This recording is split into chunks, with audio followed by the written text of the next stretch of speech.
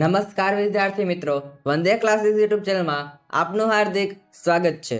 આજના વિડીયોમાં આપણે વાર્ષિક પરીક્ષા માટે ખૂબ જ ઉપયોગી ધોરણ 9ના ગુજરાતી વિષયના મોસ્ટ આઈએમપી પેપર સોલ્યુશન જોવાના છે। આપણી આ ચેનલ પર ધોરણ 9ના વાર્ષિક પરીક્ષા માટેના બધા વિડીયો મૂકવામાં આવે છે, જેમ કે આઈએમપીના વિડીયોઝ, બ્લુપ્રિન્ટના વિડીયોઝ તમે ખાસ બધા જોઈ શકો છો, તમને જરૂરથી ફાયદો થવાનો છે। અહીં આપણે જે પેપર જોઈએ છીએ એ ખૂબ જ ઇમ્પોર્ટન્ટ છે। આમાં માટે ઘણા બધા પ્રશ્ન આવવાની સંભાવના સૌથી મહત્તમ રહેલી છે, માટે જરૂરથી આ પેપરનો અભ્યાસ કરજો અને આ વિડીયોને અંત સુધી જોતા રહેજો। આ ઉપરાંત તમને આ વિડીયો પસંદ આવે તો લાઈક જરૂરથી કરી દેજો। તો ચાલો અને વિડીયો શરૂઆત કરીએ। ધોરણ 9 વિષય ગુજરાતી વાર્ષિક પરીક્ષા માટે ઉપયોગી મોસ્ટ આઈએમપી પેપરનું સંપૂર્ણ સોલ્યુશન આપણે સ્ટાર્ટ કરીએ છીએ વિભાગ એ થી। વિભાગ એ તમારે છે ગદ્ય વિભાગ હોય છે, એમાં તમારે છે ખાસ કરીને પાઠના પ્રશ્ન આવે છે। તો સૂચના આપેલી છે અહીંયા નીચેના જોડકા યોગ્ય રીતે જોડવાના છે। કુલ તમારે છે 2 માર્ક અંદર જોડકા છે પૂછાતા હોય છે અને આપણી ચેનલ પર છે બ્લુપ્રિન્ટ અવેલેબલ છે, વિડીયો તમે ખાસ જોઈ શકો છો, તમને છે ડીપમાં ખ્યાલ આવશે પેપર તમારે છે એ ગુજરાતીનું કઈ રીતનું પેપર આવવાનું છે। તો એ તમારે છે વિભાગ અને બંને જોડવાના છે। પહેલો પ્રશ્ન આપેલો છે ગોપાળ બાપા, તે તમારે છે નવલકથા અંશ છે, તો જવાબમાં આવશે અહીંયા સી। બીજું છે છાલ ચોતરા અને ગોટલા, તે તમારે છે હાસ્ય નિબંધ છે, માટે જવાબમાં આવશે અહીંયા ડી। ત્રીજું ઇસ્માઇલભાઈ નાગોરી, તે છે કૃતિ છે એ તમારે છે વાડી પરના વહાલા, જવાબમાં આવશે એ।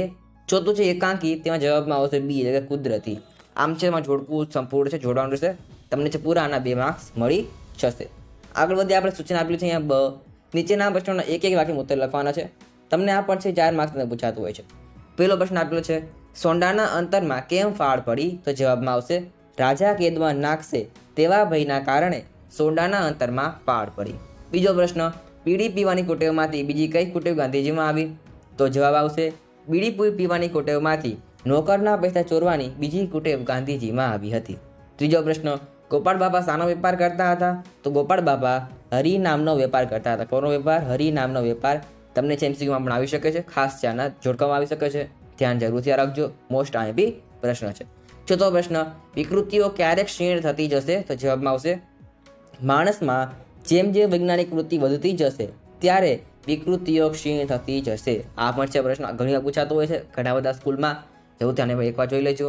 ત્યાર પછી ક, નીચેના પ્રશ્ન ટૂંકમાં ઉત્તર આપવાના છે, આ પણ તમને 6 માર્ક્સ અંદર પૂછાય છે।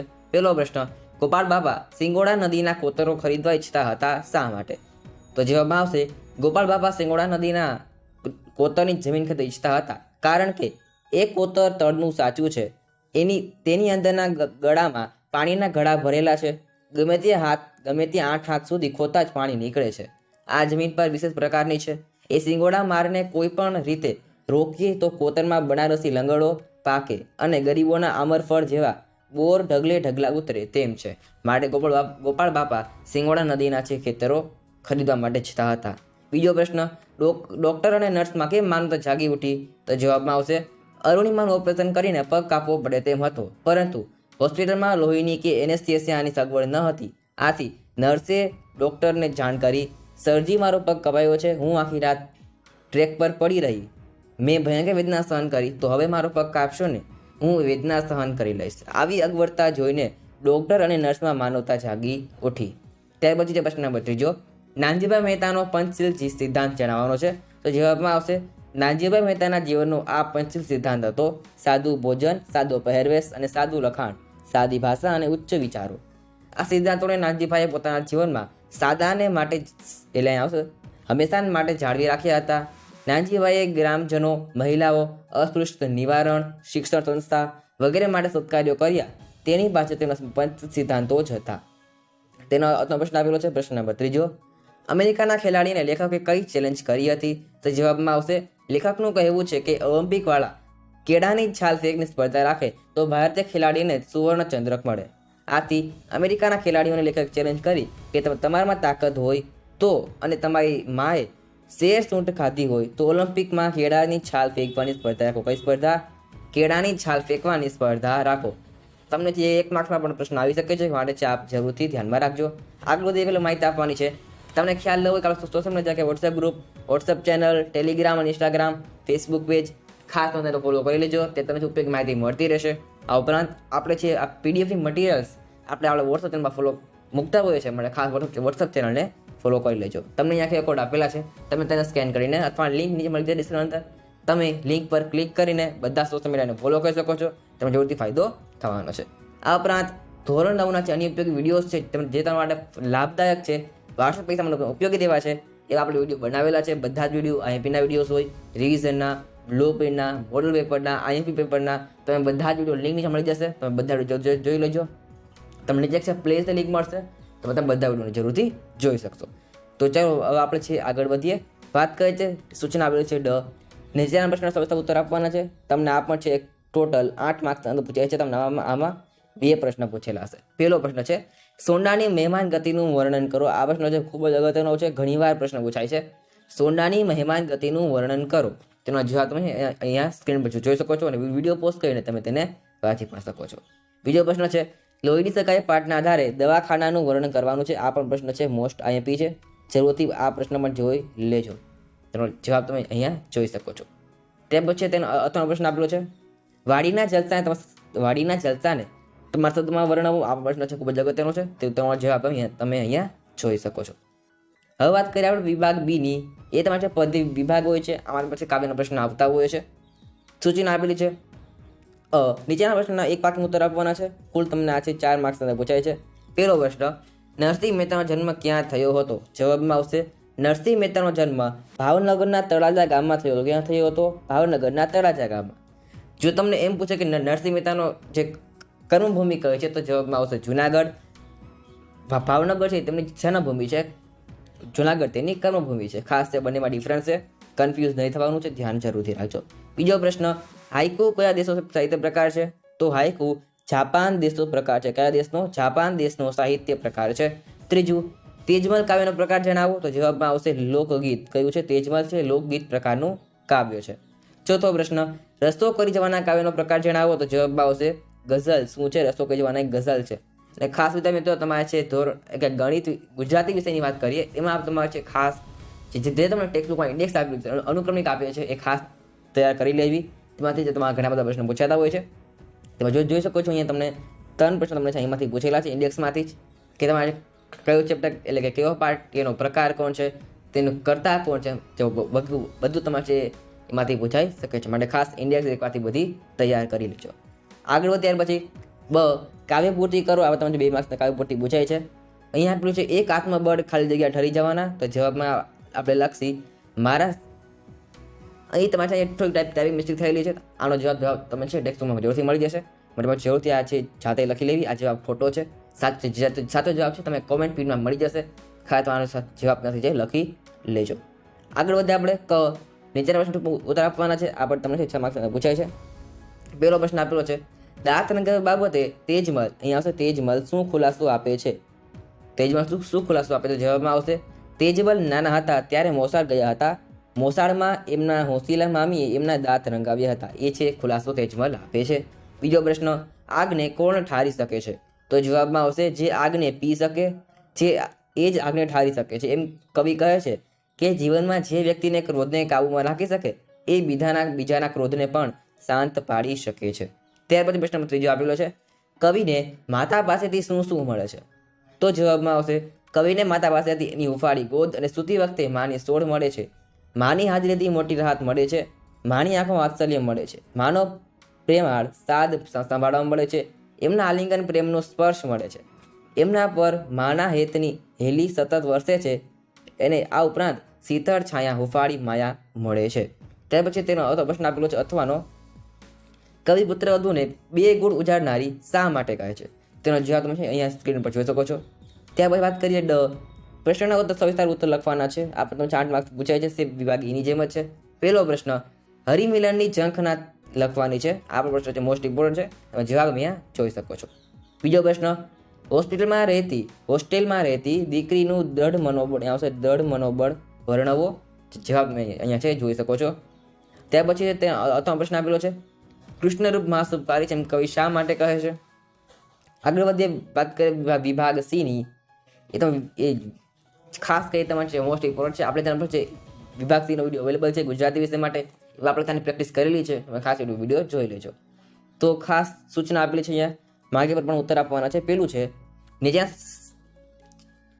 પેલો પ્રશ્ન આપેલો છે અહીંયા નીચેના શબ્દો જોઈ કરવાની છે. આ તમને 2 માર્ક્સ પૂછાય છે. અહીં તમે આપેલું છે દુવારિકા, તો આ રીતે લખાશે. બીજું છે રેલવે, તો આ રીતે લખાશે. તે પછી સંધિ છોડો અને જોડો, હિમાલય તો હિમ વત્તા આલય, સમ પ્લસ રક્ષણ તો એમાં આવશે સંરક્ષણ. ખાસ છે, બંને પૂછાઈ શકે છે એકબીજા મિક્સ કરીને પણ, માટે બંને સંધિ છોડો જોડો જરૂરથી તૈયાર કરી લેજો. ત્રીજો પ્રશ્ન, નીચે આપેલા શબ્દના શિષ્ટો આપવાના છે. પહેલો પ્રશ્ન આપેલો છે અહીંયા નિયમ તો તેમાં આવશે નિયમ, માંજર તેમાં આવશે બિલાડો. ચોથો પ્રશ્ન સમાસ ઓળખાવો, નર્મદા તે તમારે ઉપપદ સમાસ છે. પાંચમો પ્રશ્ન, કાફલો શબ્દ લખવાનો છે. એ પૂરતું, સંઘ કે જોખમ તો જવાબમાં આવશે અહીંયા બી એટલે કે સંઘ. એ તેનો છે સાચો શબ્દ આવશે સમાનાર્થી શબ્દ. ત્યાર પછી નીચે આપેલા શબ્દના વિરુદ્ધ શબ્દ લખવાના છે. આ તમને એક માર્ક્સ પૂછાય છે. શીતળ તેમાં આવશે ઉષ્ણ, પ્રસન્નતા તેમાં આવશે નિંદા અથવા તો ટીકા. તમે આ બેમાં કોઈ પણ લખી શકો છો. તમને એક માર્ક્સ પૂરેપૂરો આપી દેવામાં આવશે. સાતમો પ્રશ્ન અલંકાર ઓળખાવાનો છે. બપોરે એક મોટું શિકારી કૂતરું છે તો જવાબમાં આવશે રૂપક અલંકાર. ઉડે ધવળ ફેણસી વિખેર કેશવાળી છટા તો તેમાં આવશે ઉપમા અલંકાર.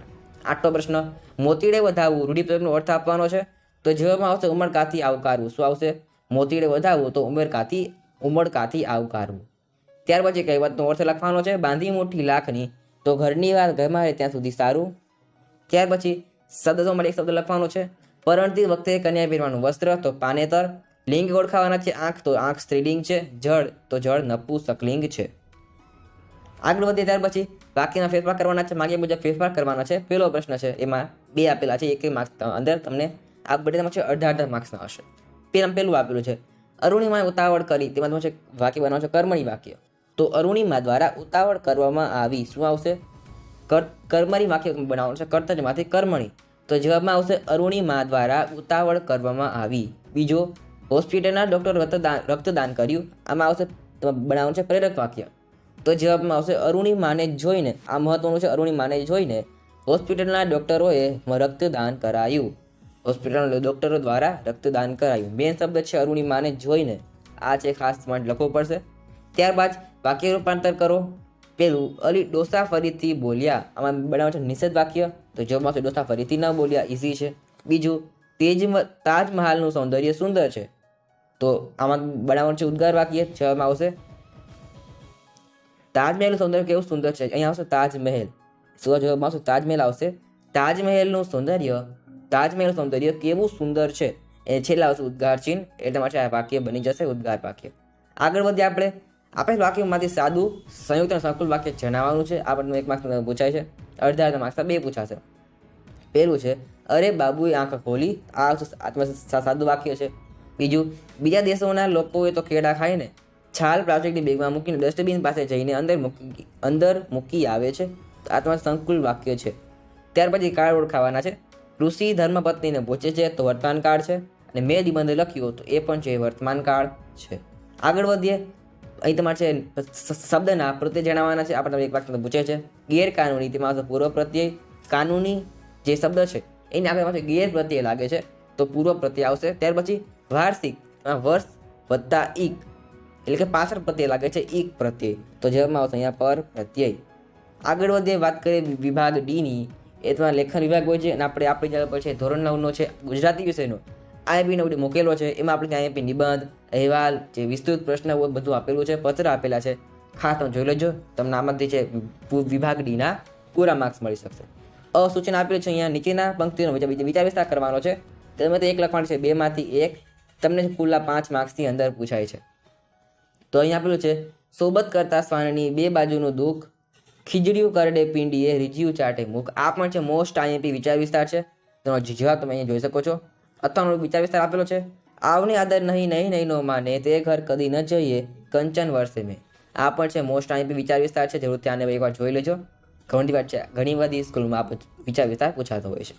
ત્યાર પછી તમારી નાની બહેન લોક સ્પર્ધામાં જિલ્લા કક્ષાએ પ્રથમ સ્થાન પ્રાપ્ત કરેલ છે તેને અભિનંદન આપતો પત્ર લખવાનો છે. 4 માર્ક્સની અંદર પૂછાય છે. આ તેનો જવાબ પણ તમે અહીંયા જોઈ શકો છો. ત્યાર પછી તમારી શાળામાં યોજાયેલ મકર સંક્રાંતિ પર્વનો અહેવાલ લખવાનો છે 100 શબ્દની અંદર. આ પણ 4 માર્ક્સ અંદર છે પૂછાય છે. તમારો જવાબ અહીંયા જોઈ શકો છો અને વાંચી પણ શકો છો વિડીયોને પોઝ કરીને. ત્યાર પછી છે ગદ્યખંડ વાંચી પ્રશ્ન ઉત્તર આપવાના છે. 4 માર્ક્સ અંદર પૂછાય છે. તમે ગદ્ય તમે જોઈ વાંચી શકો છો. અહીંયા પ્રશ્ન જોઈ લઈએ. આપણે પહેલો પ્રશ્ન આપેલો છે નદીને સ્થાની ઉપમાં આપી શકાય તેના કાંઠે વસનારને સ્થાની બીક નથી. તો નદીને માતાની ઉપમાં આપી શકાય છે તેના કાંઠે રહેનારને દુષ્કાળની બીક નથી. બીજો પ્રશ્ન નદી કાંઠે ફરવા જવાથી શાના દર્શન થાય? તો નદી કાંઠે ફરવા જવાથી કુદરતના માતૃવાત્સલના અખંડ પ્રવાહનું દર્શન થાય છે. ત્રીજો પ્રશ્ન, નદી શું નથી અને શું છે? તો જવાબમાં આવશે નદી જન સમાજની માતા છે, ઈશ્વર નથી. શું છે? જન સમાજની માતા છે પણ નદી ઈશ્વર નથી. ચોથો પ્રશ્ન, ગદ્યખંડને શીર્ષક આપવાનું છે, તો જવાબમાં આવશે જન સમાજની માતા નદી. તમારું જે જવાબ છે તમે લખી શકો છો, શીર્ષક તમે આપી શકો છો. અહીં આપણે એક આપેલું છે તમારે છે રેફરન્સ માટે. આ ઉપરાંત હજી એક વાર જણાવી દો કે આપણે સૌથી ફોલો ન કર્યા હોય, WhatsApp group, WhatsApp channel, Instagram, Facebook page ખાસ ફોલો કરી લેજો, તો ખાસ જરૂરથી ફાયદો થવાનો છે. તો આપણે આગળ વધીએ. નીચેના પ્રશ્ન મુદ્દાના આધારે 200 નિબંધ લેખન કરવાનું છે. ગમે તે એક લખવાનું છે, 3માંથી 1, 3 નહીં પણ 2માંથી 1 લખવાનું છે. તમને આ છે 8 માર્ક્સ અંદર પૂછાય છે નિબંધ લેખન. અહીં આપેલું છે પેલું જીવનના પુસ્તકોનું મહત્વ, તો નિબંધ છે વાંચી શકો છો વિડીયો પોસ્ટ કરીને. ખાસ માટે મોસ્ટ આઈપી આ નિબંધ રહેવાનો છે, એટલે આપણે અહીં લીધેલો છે. અથવા નિબંધ આપેલો છે અહીંયા વિજ્ઞાન વરદાન કે અભિશાપ, આ પણ છે મોસ્ટ આઈપી નિબંધ છે. જવાબ અહીં છે તમે જોઈ શકો છો. તો ખાસ તમને આ વિડીયો પસંદ આવ્યો હોય છે. આપણે આજના વિડીયોમાં છે ધોરણ 9 ગુજરાતીનું છે મોસ્ટ ટાઈમ પેપર છે, વાર્ષિક પરીક્ષા માટેનું સોલ્યુશન જેવું છે. આપણી ચેનલ પર બાકીના વિડીયો અવેલેબલ છે, ખાસ જોઈ શકો છો. તો આજના વિડીયોમાં આટલું જ. હવે મળે નેક્સ્ટ વિડીયોમાં. Thanks for watching. All the best.